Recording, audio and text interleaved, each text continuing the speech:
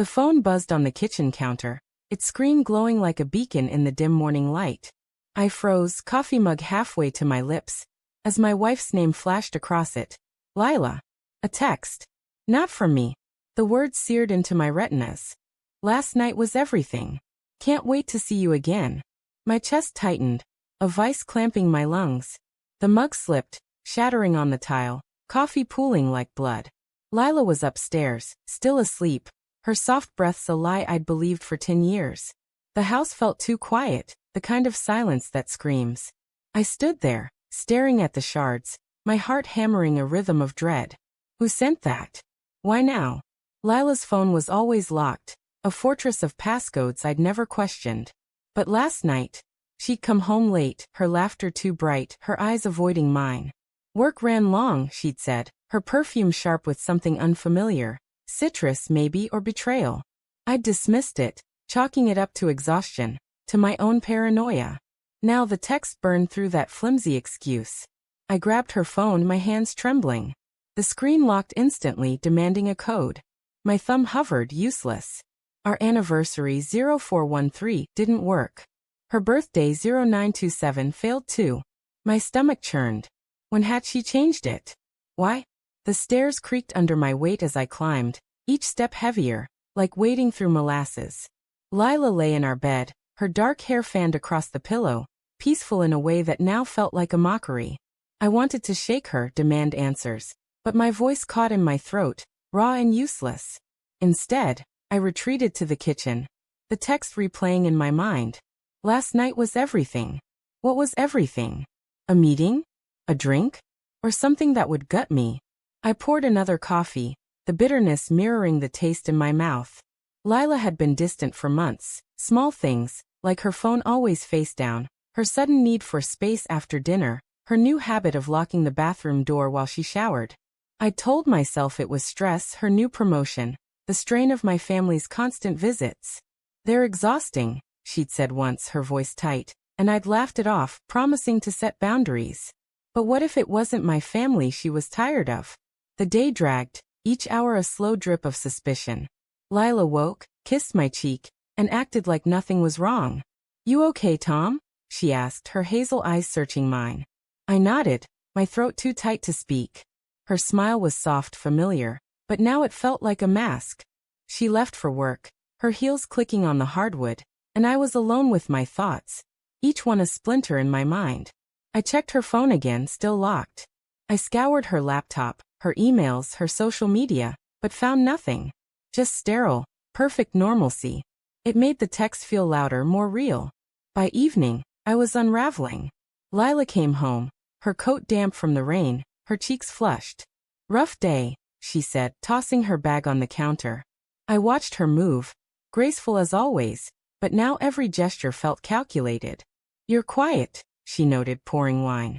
Her voice was casual, but her fingers tightened around the glass. I wanted to ask about the text, to scream it, but instead I mumbled, just tired. She nodded, sipping her wine, and the silence between us grew teeth. That night, I couldn't sleep. Lila's breathing was steady beside me, but my mind raced. The text wasn't a mistake, it was a crack in our life, and I needed to know how deep it ran. At 2 a.m., I slipped out of bed, her phone in my hand again.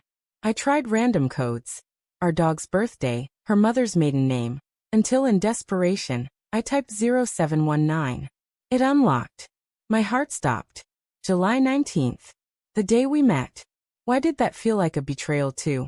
Her messages opened, a flood of secrets. The sender was Alex, a name I didn't know. I scrolled, my pulse a drumbeat. Meet me at the hotel again. You make me feel alive. When are you leaving him? Each word was a blade, slicing through a decade of memories.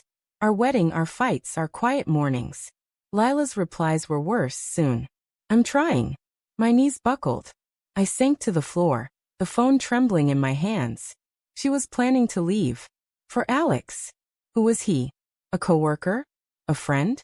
Someone who didn't carry the baggage of my loud, messy family? The next day, I followed her. I called in sick, my voice hollow, and tailed her car through the city's gray drizzle.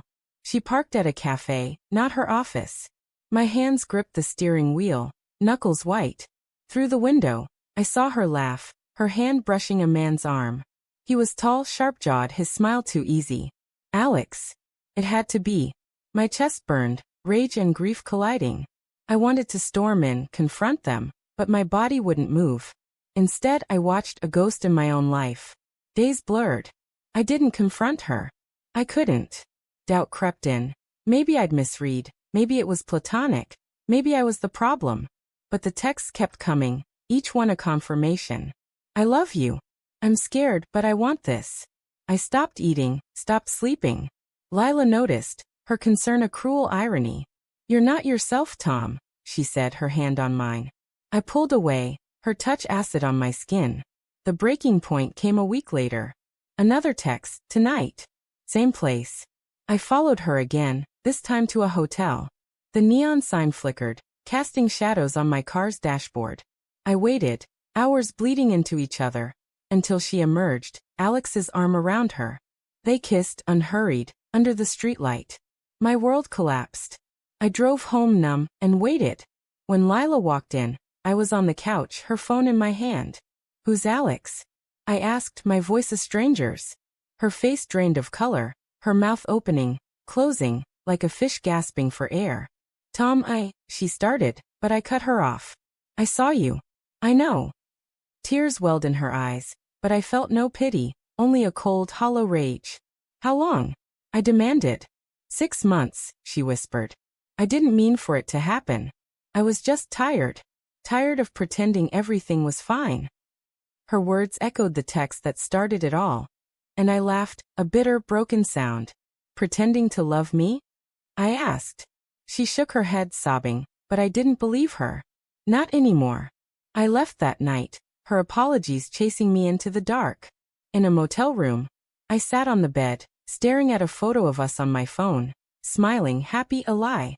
Then my phone buzzed. A new message, not from Lila. From my sister. Tom, I need to tell you something. About Lila. And Dad. My blood ran cold. Another betrayal. Another crack.